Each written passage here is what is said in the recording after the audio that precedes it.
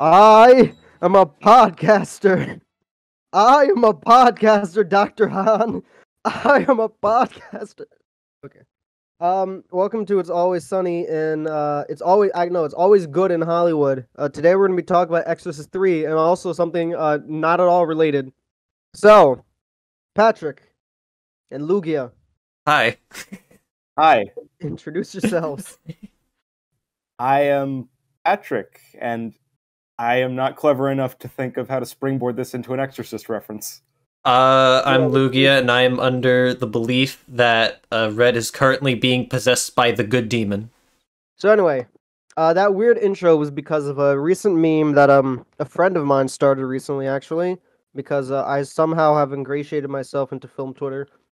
Basically, about 5 years ago, actually no, even before that, there was this Korean K-drama called The Good Doctor, and then a few years later, the guy who made House MD adapted The Good Doctor into a TV show, and that ran for about 5 seasons. But suddenly, since it's network TV, which doesn't really get talked about much, nobody was particularly familiar with it online. Now people are, because for some reason TikTok, they started posting a bunch of clips from the show, and then someone on Twitter was like, "This show is absurd. Why is no one talking about this?" And yeah, so the viral clip that came out was there was actually two viral clips. One was this weird right-wing person was doing some transphobia thing, and but the one that most people know about is The I am a surgeon meme. yeah, the I am a surgeon thing, which is what I was duplicating in the beginning. Now, to give you some context, The Good Doctor is a classic medical procedural show, but with a twist, and the twist is that the main character has severe autism. How do I put it? It's basically just Rain Man. Like, I'm trying to think, like, how do I explain? But like, it's just Rain Man. It's that offensive. It's just So, like, I've never seen the show. My first exposure to The Good Doctor as a concept was actually from my grandmother when we were just watching TV one day and she saw a commercial for it and she said, "Oh, hey, Lugia, check this out. This show is actually really good." And I just completely forgot about it until literally yesterday when it resurfaced. I'm like, wait, this is this show? Oh, God. here's the thing. Network TV is very popular among grandparents. This isn't the American adaptation, right? No, this is the American adaptation. We're talking about Oh, the it is? American adaptation, yeah. Yeah. Oh, okay, because I have heard of The Good Doctor, the American adaptation, but I've never seen it. I've just seen ads for it. Apparently, the Korean version is actually good. Everyone's making fun of the American version because it's terrible. Because it is. How do I put this? If you're an autistic person, you saw the show. As actually know autistic people, they have seen the show. Like they're like, "Oh my god, how is this still like allowed?" Like, I mentioned the Rain Man comparison, but the thing is, Rain Man came out in like '88. That was like 40 years ago, not 40, 25 years ago, 35 years ago, 35 years ago. But it's like, Jesus Christ. It is so funny because do you remember basically how to explain like all the interactions is basically I took a disabilities class last semester.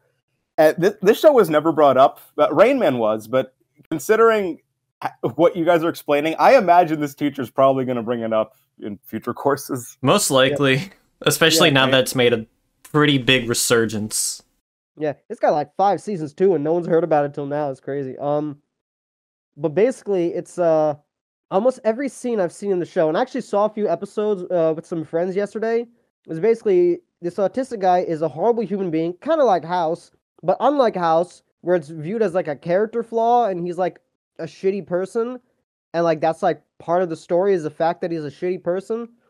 This guy's just severely mentally disabled, so because of that, like you just kind of like feel like bad, and like it's kind of like a weird message because it's like they're like using it to excuse a bad behavior, and it's also kind of like it feels like it's trying to say that like, oh, this is what they're like, but it's clearly like he's the main character, so you're clearly supposed to be sympathetic, but it's like it's weird. So let me tell you the context of the I'm a Surgeon scene. Daniel Dae Kim, who's also the producer of the show and is also South Korean, so he probably actually saw the original show as a fan, was like, oh, let's get this picked up. He plays Dr. Han, who's the villain of the series, who has a tragic backstory about how he had an autistic friend that died, and that's why he hates this autistic doctor. That's the important part. Basically, the doctor is a kind of like a bad doctor. He had like a panic attack in the middle of a surgery, and he's like pretty like shitty to patients and stuff. So this doctor like fires him for like normal reasons that you would fire, but because it's like under House MD logic, you're supposed to think like, oh, this renegade, cop is being like shit on and stuff, and it's like, Wait. I thought that panic attack was supposed to happen after he got his job back. It might have been before, might have been after. But like, here's the thing: is with the show, things like that happen kind of often. Like that specific clip, I have no idea when it's from, but he does like a lot of like weird, kind of shitty things in the show, and it's kind of like they bizarrely like pass with it. Like every grievance that Dr. Han has is like a reasonable grievance that you would fire someone for if they were a doctor at your hospital. But you're just supposed to be accepted as like, oh, he's a genius. You don't stifle his genius, man. I was like, nah, he's like a bad doctor. And like the difference with a House is like, this is gonna sound bad, but like the difference with House is like capable of change. He just doesn't. But like because of that capability people give him, and I guess like there's that here too. But it's like a lot more like they frame it very differently because like I said, in House it's a character flaw. In this, it's not a character flaw. It's a trait. Because like he was born like this. It's not like so it's like it's clearly like framed like just ever so slightly differently. It's bizarre. The main character looks like a Nintendo YouTuber, Scott the Woz. But he like just give him the glasses and then there you go. The actor who plays him is Charlie from the Tim Burton Charlie and Chocolate Factory. He's also known for playing Norman Bates in the Psycho TV show reboot that's on Netflix. So that's kind of funny. But yeah, bizarre show.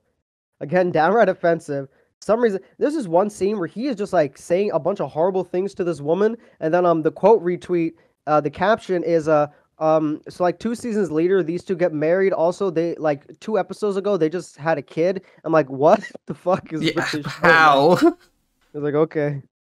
Yeah.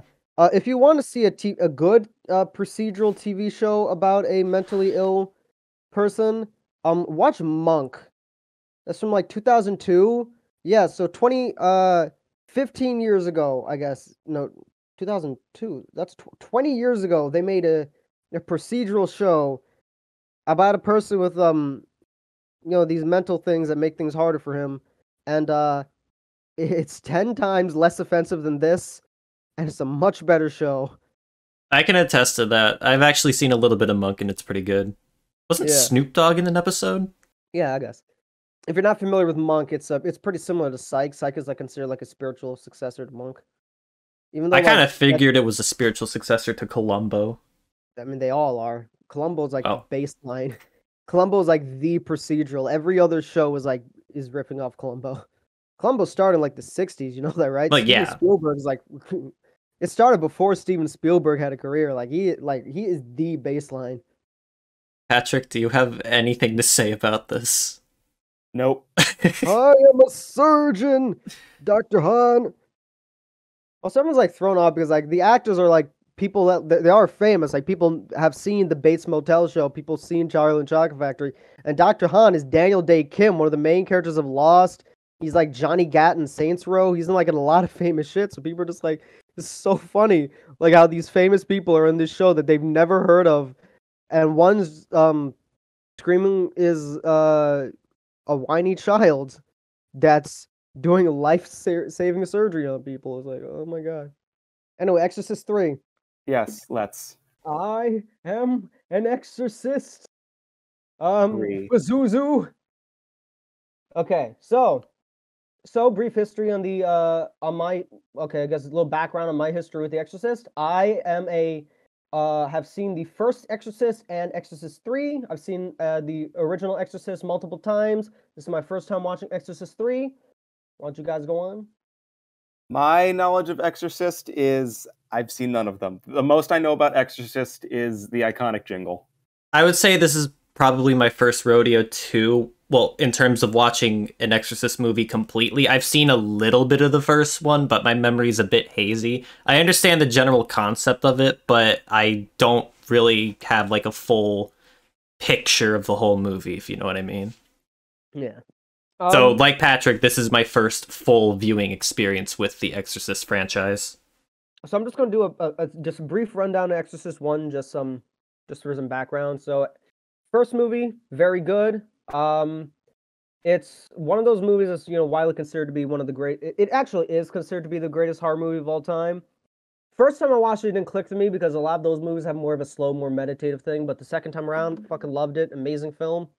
A very unique picture. In fact, it is almost nothing like this one, but it also feels very similar to this one. It's like it's interesting comparing these two. So I'd definitely recommend you guys check Exorcist 1. It's kind of its own thing, but like it gives off a similar vibe, but is also doesn't at all. So both films were written by William Peter Blatty. The first film was directed by William Friedkin, but Blatty then directed Exorcist 3. Exorcist 2 had no involvement from either of them. Exorcist 3 is an adaptation of the book sequel to Exorcist called Legion. Yeah, Exorcist 2 just has nothing to do with any of them. It's also done by. Funny thing is every Exorcist movie is actually done by a legendary director. Exorcist 2 is done by John Borman, who made like fucking Excalibur, the fucking King Arthur movie, and the Exorcist prequel is directed by Paul Schrader, who's best known as writing most of Scorsese's best movies and First Reformed and American Gigolo, and he's like one of the most prolific filmmakers out there. Yeah, there's actually 2 prequels. They got Rennie Harlan to. Basically, what happened is Paul Schrader's Exorcist prequel was poorly received, like by test audiences, so they got Rennie Harlan to take that footage and film new ones to make a new movie. But then that bombed, so then they were like, "Fuck it, we'll just release the original Schrader version again." So there's 2 versions of the same movie that are completely different, both directed by like well-known directors. It's bizarre. So far, the only good ones are the ones that have the involvement of William Peter Blatty, the writer. So yeah, Exorcist 3 is well received. Most people consider that a good movie. But anyway, both movies kind of explore religion a lot. Exorcist 1, like how Jaws had people afraid of sharks in the water. The Exorcist sort of popularized the long forgotten exorcism craft, and throughout like the 70s and stuff and 80s, you had a bunch of like con artists, televangelists, doing exorcist things. Exorcism was like not a thing that anyone fucking knew before this movie came out. Basically, like he looked up some like obscure shit, and this is basically the movie that defines like the modern understanding of what an exorcist is, which is pretty cool. We've lived in a post-exorcist world, so fucking everyone knows it, but it's kind of interesting knowing that before 72 it was not a particularly well-known thing. I find that very interesting. Like, you take this lost media and give it a modern lens and bring it to everyone's attention. Like, what triggered him to make that, though? So William Peter Blatty is a very interesting fella. He went to like Georgetown, which I think is like a Christian thing, but I don't know. He has a lot of like interesting. He's devoutly Catholic. He's the niece of a bishop, so he came from a very like Catholic household. So he's just like overly familiar with religion, and he has a lot of like this movie is kind of rooted in a lot of like Christian fears and stuff. At least that's what people say. Like there are a lot of people who don't find the movie particularly scary, and they still find it compelling. They're like, I guess it's because I'm not like Christian that it's not scary. Though to me, I personally thought the first movie's like horror was powerful because it was about a lady whose child is sick and they don't know what's wrong with them, and then like ultimately it turns out to be this supernatural thing. But most of the movie is just this kind of like medical drama, which is why I think it kind of had like a universal appeal. But there, like the Christian elements was very important. Even like the first like 20 minutes of Exorcist is basically like has nothing to do with the rest of the film, except the ending. It's like the first 20 minutes and the ending are like these deeply like symbolic like religious things. Like it opens with like this religious exodus where he like fights this demon shit. And then the rest of the movie is a medical drama, kind of funny, like a character drama. It mostly just comes from this man having a deep knowledge and understanding of religion. Yeah, so anyway, let's just get into Exorcist 3. So Exorcist 3 came out in it takes place about I think 15 years. 15 Yeah, years it's 15 after, years. 15 years after the original. Which even though the movie came out in 73, this kind of retroactively sets it in 1975 because this movie came out and was takes place in 1990. But yeah, it was a decent commercial success, making 44 million on a 11 million budget. When initially Exorcist 3 was actually meant to be a he wrote a sequel to it, but and William Friedkin left the project. He Blatty adapted his Exorcist 2 script into Legion, and which came out in 1983. 10 years after the original. Eventually, I guess because of Exorcist 2's failure and whatnot, the official sequel, I guess, got adapted, and for the most part, it was smooth production up until the end, where there were some extensive last-minute changes, because there actually wasn't an exorcism in the film, and they're like, well, it's called The Exorcist, you gotta have exorcism, which is why that big kind of climax got added to the film. Eventually, a director's cut came out that was without that, but most people actually do agree that the theatrical cut is better, including myself, which is why I suggested you guys watch that one. So, if you don't mind me jumping in here, Mm-hmm. I wanted to confirm with you if I did see the theatrical cut, because that was kind of a little unclear about which cut like we would potentially see. So the one with the exorcism, that happened in the cell with the fire and the snakes and all that, right? Yeah. Okay, so I did see the theatrical cut then. All right, good. Yeah. No, the director's cut is straight up. It does have the exorcism. Dude just got shot. Okay. Yeah, that sounds infinitely more disappointing. Yeah, it's kind of an anticlimax, which stuff like that works in books, doesn't really work in the visual medium. Yeah, also it's technically part of a trilogy, Blatty's Faith trilogy, although I believe the first film doesn't really, the first in the trilogy is more like a spiritual one, it doesn't really have much to do. But yeah, it ignores the events of Exorcist 2. It kind of follows up on Lieutenant, so main character is played by George C. Scott, who he's playing a detective from the first film, obviously played by a different character, obviously played by a different actor. And obviously you got, his friend who passed away, that priest they mentioned, and they reference, Reagan and like, so they reference the events of the first movie. I'm not sure if, did you guys notice that they like kind of reference stuff that you didn't like see, or did that bother you or anything? I mean, they talked about stuff. I just kind of assumed it was stuff that happened in the previous films. Yeah, okay. So it was did that like actually affect your enjoyment at all? No. Oh, really?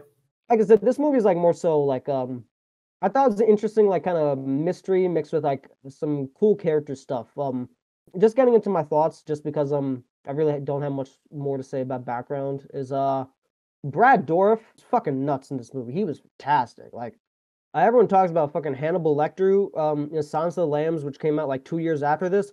Brad Dourif is like, as the Gemini killer / James, he is like as fucking good. He is. Oh, he was great. Dude, I love the fact that not only do they give him different voices, but they also change his microphone quality, like almost after every sentence. Like, that's genius.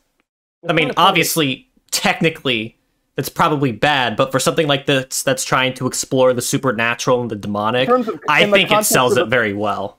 In the context of the movie, it works. Yeah. It's also just so funny to me because Brad Dourif is already a horror legend because he's Chucky, from the childhood movie. So I was just like, no, that's like kind of, and he's also in like Lord of the Rings and shit. So like, but it's just kind of. He isn't enough. He needs more.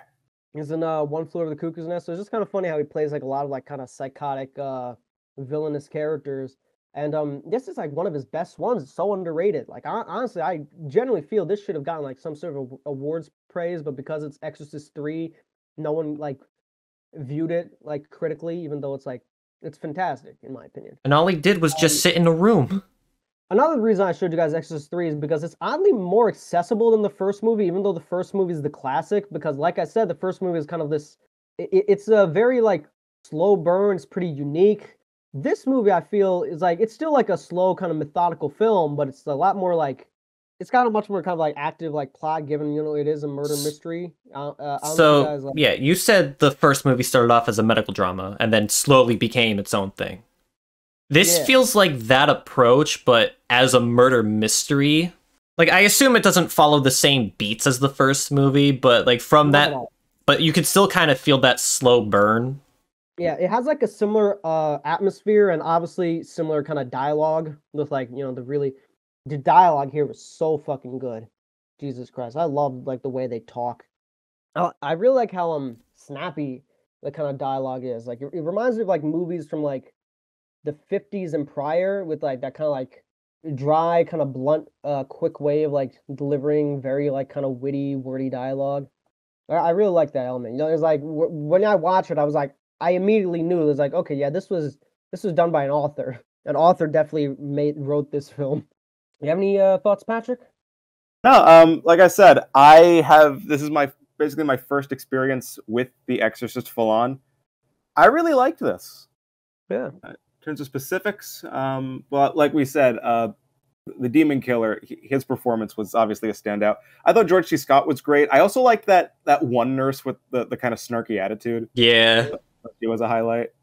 Cool long shots with the hallways when people, Yeah, for a writer, he's got a good eye for like visuals and atmosphere. Obviously, like I'm not sure you guys may probably don't know this, but that hospital scare, the one that I posted the GIF of earlier. Yeah. That's like one of the most popular parts of the movie. Like that's like a lot of people consider that to like be one of the best like scares and like Because they stay on that shot for so long and you don't see it coming until the zoom in happens.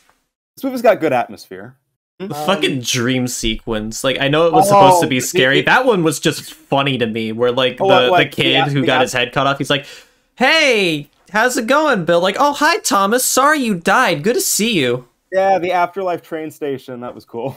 Here's the thing with a lot of horror movies is like a lot of horror movies it's very easy for them to also become kind of funny, but like that's also kind of like the fun of it, Yeah. We have movies like Evil Dead that fully lean into it, but even then, like I thought some of the imagery was like cool, like Jesus Christ, when they were describing like what happened to that poor black kid earlier, I was like, oh, that's so fucked up. And then they like show the imagery in the climax is like, holy fuck! Like I was like, that was sick. Yeah.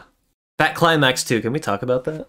Yeah, for something that was tacked on at the last minute. They really It was effective. They put their all into it. Yeah. You can kind of tell, like if you know it, you can kind of tell that it was like kind of a little. You can like tell like a little bit that it was kind of like tacked on, but like it's a good fucking climax, and like I totally get why everyone's like, it feels a little off, but like I thought it fit just fine. I think without it, the climax would have been super disappointing. Like, as you mentioned with the director's cut, just him getting shot. No. Yeah, after all that, he fucking gets shot. Yeah, and it's like, I really like because like they still do end it with him being shot, but it's like this like spiritual thing. Yeah, but there's something much bigger around it. Yeah, you see the room get set on fire, like as the priest is like reading the verses. You see the snake go around the book. When James like quickly like regains like his consciousness, like screams like, "No, shoot me now!" It's like, so good. Actually, I do have one question. I don't know if I missed something, but they established that the demon has an easier time possessing people who are catatonic. Why would killing this one guy rid the demon for good? Couldn't he just easily possess somebody else? That I don't know. It makes more sense if you've seen the first movie, because the first movie is this kind of theme of like evil. It keeps like returning, so like you kind of. I haven't seen the first movie, so like, and you said it's just a temporary measure. I know. I guess you want us to look at this as it is, and as it is, I'm like, temporary measure. Okay, but even in this film, like it's a temporary measure, but like you still have to do it. Like you can't just like let this person. I know you can't. I know you can't just. Obviously, you can't just leave him possessed, but I'm just like in terms of like a permanent fix. Yeah, no, I get. Maybe that's the point. Yeah, I mean, again, with like kind of like the Christian sort of themes is like you can't kill evil like forever, but you can still fight against it. Let me ask you guys something. Did this movie remind you of Signs at all? No. Not particularly. It reminded me more of like Seven. Because I got vibes of Signs. The priest, the town going through something really crazy. maybe like tonally, because like now that you mention, I'm like it does kind of. Wait, are you talking about Signs or The Village? Signs, the one with the aliens. Okay. Yeah. No, I'm kind of getting the vibes now because like it has a similar kind of atmosphere and like tone and like sort of rhythm to it all. But like in terms of like themes, I don't think so as much. I mean, I guess there is that kind of big climax where all the things kind of come together. So, okay, now that you mention it, yes, I see the comparison. Okay, yeah, I get it. So yes, if you like The Exorcist 3, watch Signs. Yeah. I was gonna say if you like Exorcist 3, watch like 7 because that's another kind of like procedural murder thing, and then there's like a big personality at the heart of it. Obviously, also Manhunter by Michael Mann and Silence of the Lambs. I'd say Manhunter more so, but you know. Any comparisons you can think of, Lugia? There was a rowing section in the beginning of the movie, and I immediately thought of The Social Network. I did too. Movie starts up, I'm like, what? Is this The Social Network? But the score, it's not in the Hall of the Mountain King playing over them rowing, so guess not. I guess you can also watch the other horror movies that Brad Dourif's in. They're a very different vibe, but like they have similar kind of fun performance from him with Child's Play and Halloween. Also, he was in Mississippi Burning, so maybe check out that one because that's a police procedural. And it also is actually about racial violence too. So like, now think about it, like Mississippi Burning and Exorcist 3 kind of a lot in common. So, final thoughts? It was all right. I had a good time. Yeah, not bad. Yeah. Also, I won't say I'm in a hurry to check out the first Exorcist, but I am curious now. Yeah, it's a completely different vibe. Thank you, Red. What'd you say? I said thank you, Red, Oh, for enlightening me on The Exorcist. yeah.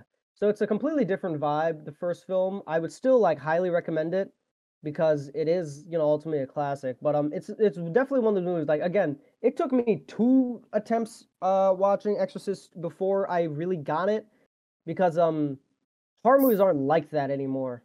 So like it's a very like slow and kind of different approach, and like I recommend you go into more viewing it as like just kind of accepting it for whatever it is. So don't go in expecting it to be just a straight horror movie. Yeah, don't go in with any expectations, really. All right. I do have an idea of what to expect. Yeah, but like for you, it's fine because you actually like know what to expect. But like you've actually seen a bit of it. Yeah. Yeah, with other people, like they go in hearing like Exorcist is the greatest horror movie of all time, and they go in and they're just kind of confused because like no horror movies really like it anymore. And it's like you're not getting like it's more of like a drama that gets like spectacly. Well, it was a movie made 50 years ago. It was a very different world. Yeah. Also, either cut of The Exorcist works because there's the writer's cut, like the version you've never seen, I believe is what it's called. That's the one that William Peter Blatty, the director of this film, he recut the first film. I do think the theatrical cut of Exorcist 1 is better, but unlike the director's cut of this one, I don't think like the director's cut of Exorcist 1 is particularly harmed. In fact, one of the most famous scenes from the movie is from the director's cut, the spider walk. So either version works. When I did my recent rewatch, I believe, well, my recent rewatch was the theatrical, but like the first time I saw the movie, I saw it director's cut. And it was fine. There wasn't a huge difference between the two. Lugia, it is your turn now. All right, I have a question for you guys. Okay. Are you up for a double feature? Oh, you haven't done one of these since the beginning. Have I? Yeah, the only one you did was The Room and the Disaster Artist. Wait, that's the only one I've done? That's the only one you've done, unless you want to count Back to the Future and Spider-Man. No, but because those were just kind of coincidental.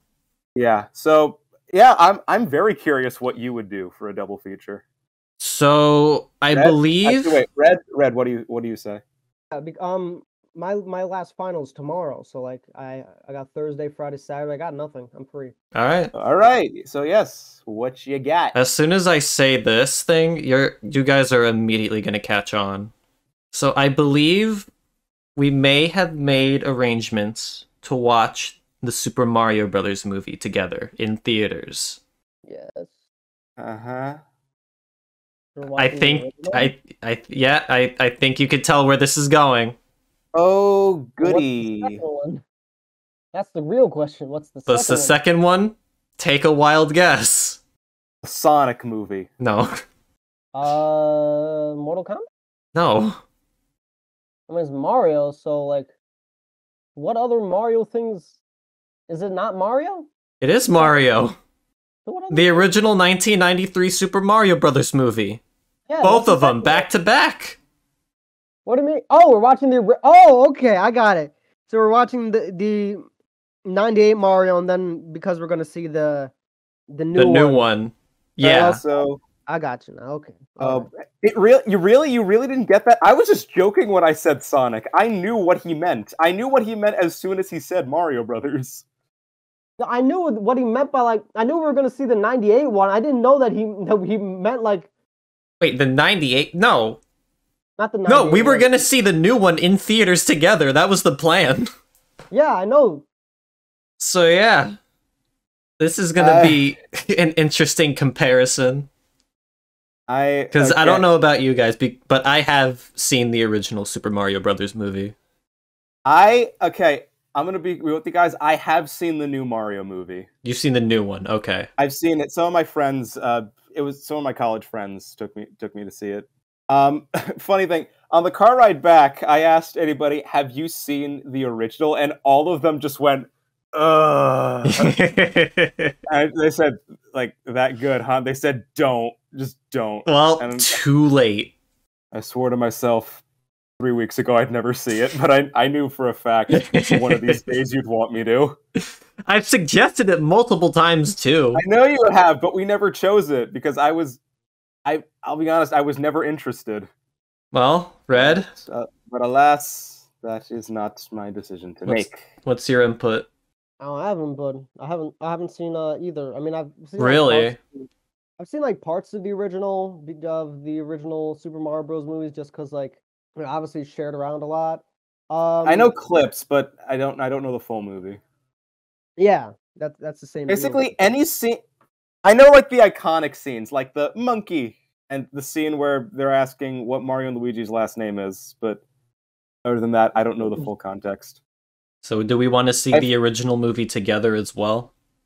Might as well. I mean, it's a bad movie. Yes. Isn't that like kind of the fun? Yeah. We watch bad movies together. All right, so woohoo! I like how we're talking about the Mario movies first and not the Sonic movies. Well, I mean, we already talked about Sonic. Yeah, but we 2. never had like a dedicated episode to them. I Maybe mean, I'll recommend the Sonic OVA one day. I mean, we'll probably just end up talking about like the Sonic movies if we're even just gonna do the OVA by itself. Yeah, that's what I'm saying. Yeah. Anyway, so well, at some point, but now it's Mario's time.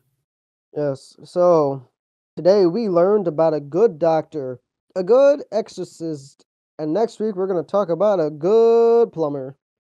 I am a plumber.